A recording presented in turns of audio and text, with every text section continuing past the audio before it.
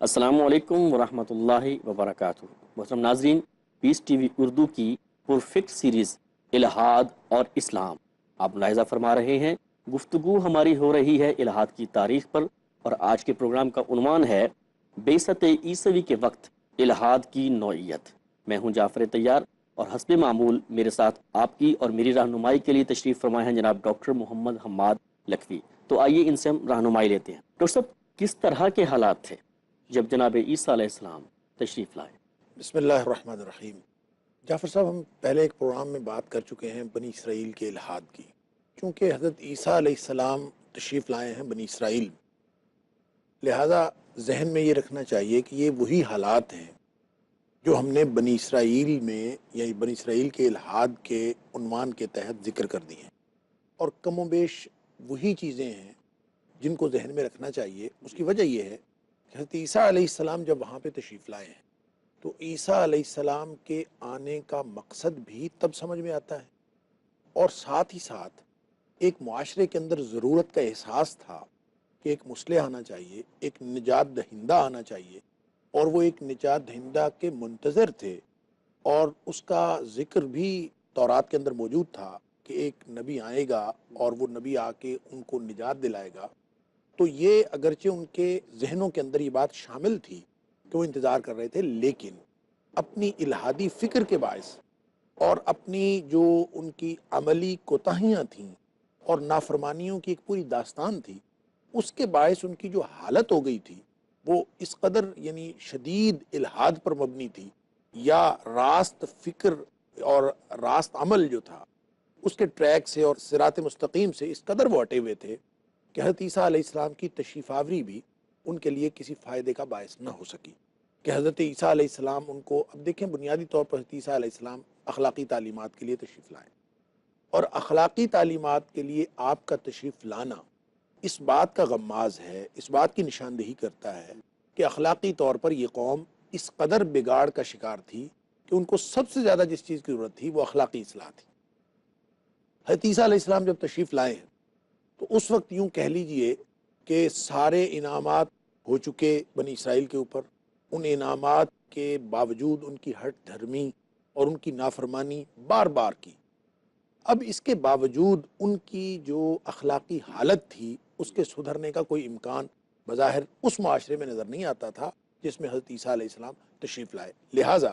جو سب سے پہلی نمایاں صورت ہے وہ ہے اخلاقی بگاڑ۔ ٹھیک ہے۔ اور اخلاقی بگاڑ بھی عام درجے کا نہیں تھا، بلکہ یوں کہہ لیجئے کہ جتنی اخلاقی برائیاں ہو سکتی ہیں، جتنی رذائل اخلاق ہو سکتے ہیں اور اجتماعی طور پر، وہ سارے کے سارے ان کے اندر موجود۔ مثال کے طور پر نبیوں کو جھٹلانا تو اور بات ہے، وہ باقاعدہ جھوٹ کو بطور ٹول یوز کرتے تھے۔ اچھا۔ اور جھوٹ کے لیے ایک قرآن میں اصطلاح استعمال ہوئی ہے سماعون للکذب، اور سماع کہتے ہیں بہت زیادہ سننے والا، بتکلف جو کوئی سنے اور کسی چیز کو سنے تو للکذب جھوٹ کے لیے، اور اسی طرح اکالون للسحت حرام خور تھے، پرلے درجے کے حرام خور تھے، اور حرام اس طرح سے کہ ان کے رگ رگ میں رچا بسا تھا حرام۔ یہ تو نبی کریم صلی اللہ علیہ وسلم نے تو دور فتن کے بارے میں فرمایا کہ قرب قیامت ایک ایسا زمانہ آئے گا کہ میری امت کے لوگ بھی جو ہیں ان کے پاس جب مال آئے گا تو وہ یہ پرواہ نہیں کریں گے کہ وہ کہاں سے آتا ہے، کہ حلال سے آتا ہے کہ حرام سے۔ یاتی علی الناس زمان، لوگوں کے اوپر ایک ایسا زمانہ آئے گا لا یبال المرء، کوئی شخص اس بات کی پرواہ نہیں کرے گا کہ ما اخذ منہ امن الحلال او من الحرام، کہ جو وہ آ رہا ہے اس کے پاس وہ حلال ہے کہ حرام میں، بس آنا چاہیے۔ یہ اصل میں بنی اسرائیلیوں کی سنت ہے کہ وہ حرام خور تھے۔ پھر اس کے ساتھ حرام خوری کے ساتھ ساتھ سود خوری، ایک تو ہے نا حرام کھانا، کسی کا مال باطل طریقے سے کھا لیا، چوری کر لیا، سازش کے ذریعے سے چھین لیا، اور مختلف جو ہیلے بازی سے اور مختلف طریقوں سے لوگوں کا مال کھایا۔ ایک یہ ہے کہ سود کا ایک نظام قائم کر دیا، سودی معیشت قائم کر دی۔ اس وقت بھی سودی معیشت انہوں نے قائم کی۔ حضرت عیسیٰ علیہ السلام سے کے آنے سے پہلے قرآن نے ذکر کیا ہے جی کہ وہ وَأَكْلِهِمْ رِبَا، کہ ان کا کھانا سود کا، وَقَدْ نُهُوا عَنْهُ، اس وقت بھی ان کو روکا گیا تھا کہ سود نہ کھاؤ۔ یہ معاشرتی تعلقات کے لیے یہ استحصال کا نظام یہ زہر قاتل ہے کہ لوگوں کی باہمی محبتیں نفرتوں میں تبدیل ہو جاتی ہیں، انسان انسان نہیں رہتا بلکہ حیوان بن جاتا ہے سود خوری کی لعنت کی وجہ سے۔ اسی لیے نبی کریم صلی اللہ علیہ وآلہ وسلم نے فرمایا کہ سود کے 70 درجے ہیں، 70 درجے۔ اس کا جو کم ترین درجہ ہے اس کا اتنا بڑا گناہ ہے جیسے کوئی شخص اپنی والدہ کے ساتھ برائی کرے۔ اب اندازہ فرمائیے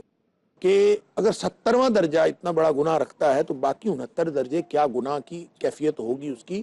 اس وقت بھی منع کیا گیا، قرآن کہتا ہے وَقَدْ نُهُوا عَنْهُ، اس سے منع کیا گیا تھا، سود کھاتے رہے۔ نبی کریم صلی اللہ علیہ وآلہ وسلم کی آمد سے قبل مدینے کے ارد گرد جو ان کی بستیاں تھیں، انہوں نے مدینہ طیبہ کے اندر بھی ایک سود کا نظام قائم کر رکھا تھا، وہاں بھی سودی نظام ان کی بنیادی خصوصیت تھا۔ آج کے دور میں جو پوری دنیا کا سودی نظام ہے ان کا ایجاد کرنا اس کے پیچھے بھی یہودیوں کے بڑے بڑے خاندان موجود ہیں، اور یہی کنٹرول کرنا۔ لہٰذا آپ یہ دیکھیں کہ بنی اسرائیلیوں کی جو حالت ہے اخلاقی اور معاشرتی، اس کے بگاڑ میں سود خوری نے، حرام خوری نے، اور آپس میں جو جھوٹ اور غلط بیانی ہے اور جھوٹ اور جاسوسی کا جو نظام ہے، ان چیزوں نے بنیادی کردار ادا کیا۔ اس کے علاوہ جب ہم اس کو مذہبی سطح پر دیکھتے ہیں، اللہ نے وعدے لیے، ان وعدوں کو توڑنا، یہ ان کی بنیادی یعنی ایک صفت اور ان کی بنیادی خصوصیت قرآن نے جو بیان کیا بار بار کہ یہ وعدہ توڑ۔ وَلَقَدْ أَخَذْنَا مِيثَاقَ بَنِي إِسْرَائِيلَ، ہم نے ان سے وعدہ لیا، ہم نے ان سے وعدہ لیا، لیکن یہ وعدہ بار بار توڑتے تھے۔ مسلسل عہد شک نہیں کرتا۔ اور اللہ تعالیٰ فرماتا ہے فَبِمَا نَقْضِهِمْ مِيثَاقَهُمْ لَعَنَّاهُمْ، کہ جو بار بار وہ وعدہ توڑتے تھے، وعدہ توڑنے کی وجہ سے ہم نے ان کے اوپر لعنت کر دی۔ تو ان کے اوپر جو لعنت ہوئی ہے اصل میں اللہ کے وعدے توڑنے پر ہوئی ہے۔ ٹھیک ہے۔ پھر اس کے وعدہ توڑنے کی جو اللہ کریم نے تفصیل بیان فرمائی، یحرفون الکلم عن مواضعہ، تحریف کلام کرتے تھے۔ اب یہ مذہبی سطح پہ جب ہم تحریف کلام کی بات کرتے ہیں تو اس سے مراد کیا ہے؟ اس سے مراد یہ ہے کہ وہ اللہ کے کلام کو بدل ڈالتے تھے۔ ایک مفہوم متعین ہو گیا، اور مفہوم متعین ہو جانے کے بعد آپ کسی لغت کی بنیاد پر یا اپنی فکر کی بنیاد پر، اپنی تحقیق کی بنیاد پر اس مفہوم کو متعین ہو جانے کے بعد آپ کوئی نیا مفہوم دیں اپنے کسی فائدے کے لیے یا اپنی کسی ذہنی اپج کو ظاہر کرنے کے لیے، اس نئے مفہوم کو دینا بھی تحریف کلام ہے۔ مثال کے طور پر نماز ہے، لفظ صلاۃ قرآن پاک نے بیان کیا، اور لفظ صلاۃ کے تو 22 معنی ہیں، ان 22 معنوں میں سے ایک معنی صلاۃ کا مقرر ہو چکا کہ نبی کریم صلی اللہ علیہ وسلم فرما دیا صلو کما رأیتمونی اصلی، نماز اس عمل کا نام ہے جو نبی کریم صلی اللہ علیہ وسلم نے کر کے دکھایا۔ اب جب یہ مفہوم متعین ہو گیا، اب کوئی شخص اقیم الصلاۃ کا کوئی اور معنی متعین کرنے کی کوشش کرے تو اس کا مطلب یہ ہوگا کہ اس شخص نے کلام میں تحریف کی ہے۔ اسی طرح جو بات قرآن کے لیے نازل ہوئی اس کو آپ نبی کریم صلی اللہ علیہ وسلم کے اوپر چسپاں کر دیں، نبی کریم صلی اللہ علیہ وسلم کے لیے کوئی بات ہو وہ کسی اور کے اوپر چسپاں کر دیں، کوئی ایک بات جو مفہوم کے اعتبار سے صحابہ کے لیے مختص ہو گئی اور متعین ہو گئی اس کو آپ تبدیل کر کے کسی اور کے لیے چاہیں۔ اس طرح کے جتنے طرز ہائے عمل ہیں یہ تعریف کلام میں آتے ہیں۔ تو بنی اسرائیلیوں کے اندر حضرت عیسیٰ علیہ السلام کی تشریف آوری سے قبل جو مختلف برائیاں تھیں اس میں تحریف کلام بھی ایک بہت ہی نمایاں بات تھی جو ان کے اندر موجود تھی۔ پچھلے پروگراموں میں بنی اسرائیل کے بارے میں آپ نے ان کا بتایا کہ یہ ہیلہ باز بھی تھے۔ بعثت نبوی کی وقت جو ہے وہ مطلب ہیلہ بازی کے معاملے میں کیا تھا؟ دیکھیں نبی کریم صلی اللہ علیہ وآلہ وسلم کی آمد سے قبل بھی اور ہمیشہ ہی یہ جو ہیلہ بازی ہے، یعنی کسی بھی چیز کو اپنی چالاکی سے اور اپنی ہوشیاری سے تبدیل کر کے اور اگلے بندے کو یا دوسرے فریق مخالف کو کوئی اور مفہوم دکھانا اور خود کچھ اور کرنا، یہ ہیلہ بازی ہے، اپنا مقصد حاصل کرنے کی کوشش کرنا۔ لہٰذا ان کی خصوصیات میں جب قرآن بیان کرتا ہے تو 3 مثالیں تو قرآن نے دی ہیں کہ انہوں نے مختلف ہیلہ بازیاں کی۔ ذبح بقر کا واقعہ ہے، پھر اس کے علاوہ جو ہفتے کے دن مچھلیاں پکڑنے کا واقعہ ہے، پھر ان کو جب کہا گیا تھا کہ ایک بستی میں داخل ہو جاؤ تو داخل تو یہ ہوئے، لیکن انہوں نے فبدل الذین ظلموا قولا غیر الذی قیل لهم، ان لوگوں نے اس بات کو ہی بدل دیا، جو کہی گئی تھی وہ نہیں کہی بلکہ کچھ اور کہا، کیوں؟ اس سے ان کو ذاتی مفاد حاصل ہوتا تھا۔ تو اصل بات جعفر صاحب یہ ہے کہ یہ جو ہیلہ بازی ہو، سود خوری ہو، حرام خوری ہو، جاسوسی کا نظام ہو، اس سب کے پیچھے مادی مفاد کا حصول، جس کو انگریزی میں کہتے ہیں ویسٹڈ انٹرسٹ، اس کے علاوہ اور کوئی مقصد نہیں، کہ ہر صورت میں مادی منافع، مادی جو اسباب ہیں اور وسائل ہیں اس کو حاصل کرنا ہے اور اس کو حاصل کیا جانا ضروری ہے، اس کے علاوہ ان کا کوئی اور مقصد نہیں تھا۔ تو یہ اخلاقی طور پر اور معاشرتی طور پر جو مذہب کے ساتھ ان کا تعلق تھا وہ اس قدر کمزور ہو گیا تھا کہ یہ اخلاقی اور معاشرتی طور پر بگاڑ کا شکار ہو گئے تھے۔ ڈاکٹر صاحب یہ حرام کھاتے تھے، سود بھی کھاتے تھے، سود پہ کاروبار بھی کرتے تھے، اور سب سے بڑی بات یہ کہ جھوٹ بولتے تھے، اور بھی بے شمار برائیاں جن کا یہ مطلب کہ ارتکاب کرتے تھے۔ اس کا تو مطلب یہ بنتا ہے کہ ان کا اللہ تعالیٰ کے ساتھ کوئی تعلق نہیں رہا تھا۔ دیکھیں ظاہر ہے یہ ساری باتیں تو اسی شخص میں آتی ہیں، کوئی شخص جھوٹ اسی وقت بول سکتا ہے جس کا اللہ پر ایمان نہ ہو۔ نبی کریم صلی اللہ علیہ وآلہ وسلم سے کسی شخص نے پوچھا تھا، صحابی نے، کہ اللہ کے رسول صلی اللہ علیہ وسلم کیا مومن بزدل ہو سکتا ہے؟ آپ نے فرمایا نعم، اچھا، ہو سکتا ہے، اس لیے کہ بزدلی، کوئی شخص دلیر ہو سکتا ہے، کوئی بزدل ہو سکتا ہے۔ اللہ تعالیٰ نے کسی کے اندر بہادری کا عنصر نہیں رکھا تو اس کا کیا قصور ہے؟ تو بزدلی جو ہے وہ ایمان کے منافی نہیں ہے۔ اسی طرح پوچھا گیا کہ کیا مومن کنجوس ہو سکتا ہے؟ آپ نے فرمایا نعم، ہو سکتا ہے، یعنی کنجوس بھی ہو سکتا ہے، بزدل بھی ہو سکتا ہے۔ لیکن پھر صحابی پوچھتا ہے، اے اللہ کے رسول، ایکون المومن کذابا، کیا جھوٹا بھی ہو سکتا ہے؟ آپ نے فرمایا لا، مومن جھوٹا نہیں ہو سکتا۔ جھوٹا نہیں ہو تو جس قوم کے اندر قومی وصف کے طور پر جھوٹ آ جائے اور جھوٹ ان کے بنیادی جو تہذیبی خصوصیات میں سے خصوصیت بن جائے، ان کا اللہ کے ساتھ ایمان یا اللہ کے ساتھ وابستگی کیسی، اور اس کو کیا کہا جا سکتا ہے کہ وہ تو ایک انتہائی لادین اور بے دین معاشرہ ہوگا۔ بھلے وہ اللہ کا نام لیتے رہیں، بھلے وہ اللہ کی بات کرتے رہیں، لیکن حقیقت میں ان کا طرز عمل یہ بتاتا تھا۔ ان کا جو دینی بگاڑ تھا، اس پہ انشاءاللہ ہم بات کرتے ہیں، وقت ہوا چاہتا ہے ایک مختصر سے بریک کا۔ ناظرین ملتے ہیں ایک مختصر سے بریک کے بعد۔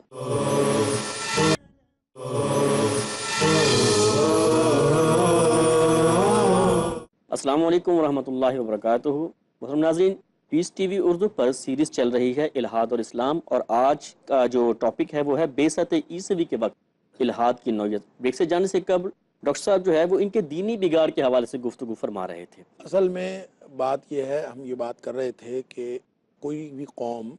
جب اپنے اللہ سے، اپنے خالق و مالک سے دور ہوتی ہے، پھر ان کے اندر وہ سارا اخلاقی بگاڑ آتا ہے جس کا ذکر ہم بریک سے پہلے کر رہے تھے۔ قرآن نے وَأَقِيمُوا الصَّلَاةَ وَآتُوا الزَّكَاةَ وَارْكَعُوا مَعَ الرَّاكِعِينَ، یہ سورہ بقرہ کے اندر جو حکم ہے، یہ میں وقفے پہ جانے سے قبل عرض کر رہا تھا کہ یہ حکم ہم مسلمانوں کو، امت محمدیہ کو بھی ہے، لیکن بنیادی طور پر یہ ذکر کیا گیا ہے بنی اسرائیل کے بنی لیے۔ اسرائیل کی طرف ان کو یہ حکم کیا گیا تھا، جو ان کو احکام دیے گئے تھے، ان احکام میں سے یہ بات شامل تھی کہ تم نماز پڑھا کرو اور زکوٰۃ دیا کرو اور جھکنے والوں کے ساتھ جھکا کرو۔ تو اس کا مطلب یہ ہے کہ نماز اور زکوٰۃ ان کو اللہ کی طرف سے فرض کی گئی تھی، اگرچہ اس کی کیفیت مختلف تھی لیکن ان کے اوپر وہ بھی فرض تھی۔ اور اس کا ذکر سورہ مائدہ کے اندر بھی اللہ کریم نے فرمایا ہے کہ اللہ تعالیٰ نے ان کے ساتھ یہ وعدہ کیا تھا کہ انی معکم لئن اقمتم الصلاۃ وآتیتم الزکوٰۃ، اللہ تعالیٰ نے ان سے وعدہ کیا تھا کہ اگر تم نماز قائم کرو گے اور اگر تم زکوٰۃ ادا کرو گے تو میں تمہارے ساتھ ہوں گا۔ تو اس کا مطلب یہ ہوا کہ اللہ کی معیت کا جو وعدہ تھا وہ مشروط تھا شریعت کی پابندی کے ساتھ۔ تو جب اللہ تعالیٰ ان کے ساتھ نہیں رہا تو اس سے صاف ظاہر ہے کہ یہ اللہ کی معیت ان کو اس لیے حاصل نہیں ہوئی کہ انہوں نے شریعت کی پابندی چھوڑ دی، اور ان کے اندر یہ صرف اخلاقی بگاڑ نہیں تھا، اخلاقیات کے اعتبار سے وہ رذائل میں مبتلا نہیں تھے، بلکہ ان کی سرے سے اللہ تعالیٰ کے ساتھ وابستگی ہی ختم ہو چکی تھی۔ جب ہم دیکھتے ہیں تو یوں لگتا ہے کہ شاید ان کے اندر علماء باقی نہیں رہے تھے، یا پھر وہ گفتگو نہیں کرتے تھے، یا تبلیغ اور اصلاح کا کام نہیں کرتے تھے، لیکن قرآن کے بیان سے یہ لگتا ہے کہ علماء بھی موجود تھے، گفتگو بھی کرتے تھے، تبلیغ اور اصلاح کی بات بھی ہوتی تھی، اور امر بالمعروف اور نہی عن المنکر اس طرح ہوتا تھا کہ نیکی کا حکم دیتے تو تھے وہ لوگوں کو، لیکن خود اس پر عمل نہیں کرتے تھے، کردار نہیں پیش کرتے تھے۔ تو سب سے بڑی یہ خرابی جو قول و فعل کا تضاد ہے، قرآن نے اس کو بیان کیا ہے، اتأمرون الناس بالبر وتنسون انفسکم، کیا لوگوں کو تم حکم دیتے ہو نیکی کا اور اپنے آپ کو بھول جاتے ہو؟ یہ وہ کیفیت ہے کہ جعفر صاحب، نبی کریم صلی اللہ علیہ وآلہ وسلم نے جو قرب قیامت کا نقشہ کھینچا ہے کہ ایسے لوگ ہوں گے جو دین کی طرف دعوت دے رہے ہوں گے، دین کے نام پر دے رہے ہوں گے، داعی ہوں گے، لیکن فرمایا الا ابواب جہنم، اللہ اکبر۔ اور وہ دعوت دے رہے ہوں گے جہنم کے دروازوں کی طرف۔ اور یہ جب حضرت حذیفہ رضی اللہ تعالیٰ نے یہ بات سنی، حیران رہ گئے کہ اللہ کے رسول صلی اللہ علیہ وسلم ان کی کوئی نشانی بیان کر دیجئے، کتنی خطرناک بات ہے کہ کوئی داعی ہو بظاہر، اور جب وہ دعوت دے رہا ہو تو تو جنت وہ کے دروازے جہنم کے دروازے کی طرف۔ بلکہ نبی کریم صلی اللہ علیہ وسلم نے فرمایا کہ من اجابہم الیہ فقذفوہ فی، کہ جو بھی ان کی دعوت کو قبول کرے گا وہ اس کو جہنم کے اندر پھینک دیں گے۔ حضرت حذیفہ رضی اللہ تعالیٰ ڈر گئے، اور آپ نے نبی کریم صلی اللہ علیہ وسلم کو ارشاد فرمایا صفہم لنا، اللہ کے رسول صلی اللہ علیہ وسلم ان کی کوئی نشانی بتا دیجئے تاکہ ہم ان سے بچ جائیں۔ نشانی کیا ہے؟ فرمایا ہم من جلدتنا ویتکلمون بالسنتنا، ہمارے جیسے ہوں گے، شکلیں ہماری جیسی ہوں گی، اور گفتگو بھی ہماری زبان میں کریں گے، یعنی قرآن سنائیں گے، حدیث سنائیں گے، لیکن ہوں گے جہنم کے دروازوں کی طرف بلانے والے۔ تو بنی اسرائیل کی حقیقت میں یہ کیفیت تھی کہ داعی ان کے ہاں موجود تھے، لیکن وہ دعوت اس طرح سے دیتے تھے، اس کو مولڈ کر کے دیتے تھے کہ ایک تو اپنے آپ کو خود عمل نہیں کرتے تھے، اور دوسروں کو صرف نیکی کا حکم دیتے تھے، پھر التباس اس کا حق کو اور باطل کو آپس میں خلط ملط کر کے، قرآن نے کہا وَلَا تَلْبِسُوا الْحَقَّ بِالْبَاطِلِ، حق کو باطل میں کیوں ملاتے ہو؟ جب کبھی ان کا مفاد پورا ہوتا نظر نہیں آتا حق پر عمل کرتے ہوئے، تو ان کو حق اور باطل کو ملا کے لوگوں کو بھی دھوکہ دینا ہوتا ہے، اپنے آپ کو بھی دھوکہ دیتے ہیں، اور اصل میں وہ سمجھ رہے ہوتے ہیں کہ شاید ہم اللہ سے بچ جائیں گے، اللہ کے عذاب سے بچ جائیں گے، اور وہ دھوکہ دے رہے ہوتے ہیں۔ لہٰذا التباس حق، اور خاص طور پر جو قول و فعل کا تضاد،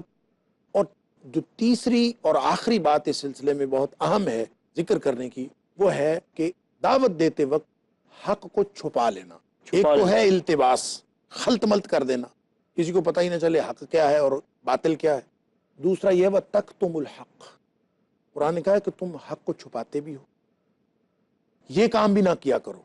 تو اس کا مطلب یہ ہے کہ کوئی بات موجود ہے اور اس کو چھپا دینا۔ سورہ مائدہ میں بھی اللہ تعالیٰ نے فرمایا کہ نبی کریم صلی اللہ علیہ وسلم تشریف لے آئے ہیں، یہ وہ ظاہر کر دیں گے جو تم چھپاتے ہو، کنتم تخفون، جو تم چھپاتے ہو وہ یہ ظاہر کر دیں گے۔ اور اس کی مثال حدیث کے اندر آتی ہے کہ وہ جو آیت رجم انہوں نے چھپائی تھی، کہ نبی کریم صلی اللہ علیہ وآلہ وسلم کے پاس ایک جوڑے کا مقدمہ لایا گیا تھا کہ ان کا فیصلہ کر دیں، تو نبی پاک صلی اللہ علیہ وسلم نے فرمایا کہ تورات میں کیا حکم ہے؟ انہوں نے اپنی طرف سے بنا کے، یعنی التباس حق اور کتمان حق دونوں کی مثال ہے، کہ اپنی طرف سے بنا کے کہا کہ جی کوئی اگر اس طرح سے بدکاری کا مرتکب ہو تو ہمارے ہاں اس کی سزا یہ ہے کہ اس کو گدھے پر بٹھا کے منہ کالا کر دیتے ہیں اور شہر میں گشت کرواتے ہیں، بس اس کو رسوائی کرتے ہیں، یہ ہے۔ حالانکہ یہ حکم نہیں تھا۔ تو یہ انہوں نے خلط ملط کر دیا اور حق کو چھپایا۔ اور نبی کریم صلی اللہ علیہ وسلم کے پاس عبداللہ بن سلام رضی اللہ تعالیٰ عنہ تشریف فرما تھے، جو تورات کے عالم تھے، انہوں نے نبی کریم صلی اللہ علیہ وسلم سے فرمایا کہ اس میں رجم کا حکم ہے، اور ان سے منگوائیں اور ان سے کہیں کہ وہ پڑھ کے دکھائیں۔ تورات منگوائی گئی اور ان کو کہا گیا کہ پڑھو، انہوں نے آیت رجم پر انگلی رکھ دی اور ادھر سے بھی پڑھ دیا ادھر سے بھی پڑھ دیا، تاکہ ہاں جی بالکل یعنی یہ پتہ نہ چلے کہ اس کی سزا کیا ہے۔ اگر اخلاقیات کی طرف دیکھتے ہیں تو قانون کے تو یہ لوگ پابند تھے، یعنی قانون کی پاسداری تو ان کے ہاں تھی۔ اصل میں قانون یہ صرف شو آف یہ کرواتے تھے کہ ہم قانون کے پابند ہیں، اور قانون کو انہوں نے موم کی ناک سمجھ رکھا تھا، یعنی جس طرف چاہیں موڑ دیں۔ ایسے ہی ہے جیسے آج کے دور میں بھی بہت ساری جگہوں پہ ہم دیکھتے ہیں کہ قانون لفظ کے طور پر اور قانون اصول کے طور پر موجود ہوتا ہے، لیکن اس کے اوپر عمل کوئی بھی شخص اپنی خواہش کا نام قانون رکھا، کوئی بھی شخص اس پر عمل کرنے کے لیے تیار نہیں ہوتا، اور مرضی سے اگر ضابطے بدل دیے جائیں، مرضی سے قانون بدل دیا جائے۔ مثال کے طور پر یہی بات لے آئیں کہ نبی پاک صلی اللہ علیہ وسلم کے پاس آئے کہ وہ جو بدکار جوڑے کا فیصلہ کروانے کے لیے آئے تھے، نبی پاک صلی اللہ علیہ وسلم کے پاس فیصلہ کروانے کے لیے آئے، اللہ تعالیٰ قرآن میں فرماتا ہے کیف یحکمونک وعندہم التوراۃ فیہا حکم اللہ،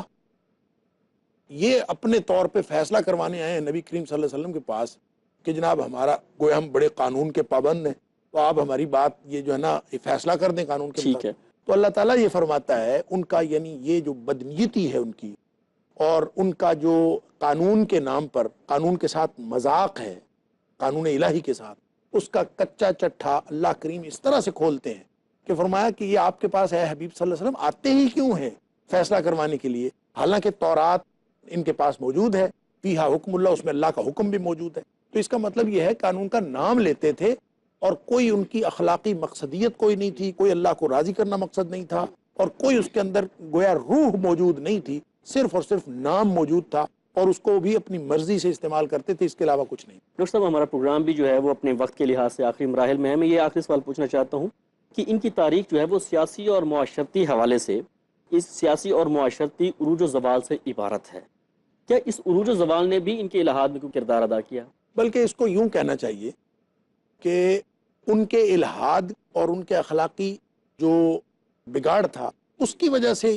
اس کے ساتھ ان کا عروج و زوال منسلک ہے۔ ان کی تاریخ کے مختلف مراحل پر اللہ تعالیٰ ان کو عروج دے کر بھی آزماتا رہا، زوال دے کر بھی آزماتا رہا، اور ان کو بہت دفعہ